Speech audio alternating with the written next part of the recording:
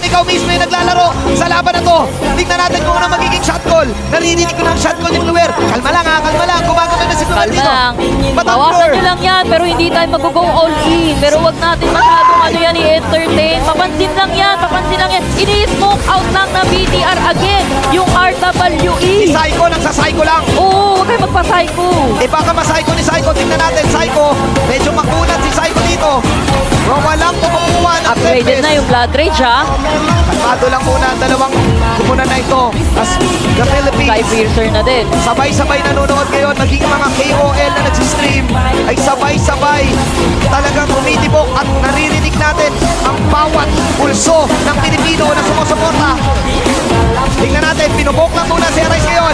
Totoo na ito, laban na to. Okay, nagpunta ngayon si Tops. Laban-laban na lang. River Barrage! Pero tayo ata si Tapo. Sanctuary pa. Wala na akong naiintindihan si Sabi ko, pero patay doon si Sam. Thank you, Patay din si Sam. Thank you, Sam. Faye! Arise! Nagkabaluan na para na akong malubiton. Pero Sa mga Pinas, apat na sila dito, and make that another 110. May sanctuary ka, pero pinagtagal mo lang ang pagkabuhay mo. Pero kumakapit pa si Pop, wala kang kakapitan, pre! Panalo yung Pinas, hindi ba? Push na lang pala!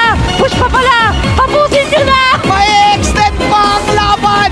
Kaya na yan! Tapos ang laban na to. Wala ng mga heroes. Ang BTR at buhay pa. They have 15 seconds to end the game! Focus na lang sa goal, wag yan!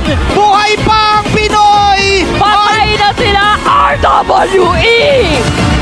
Nakabawi against BTR!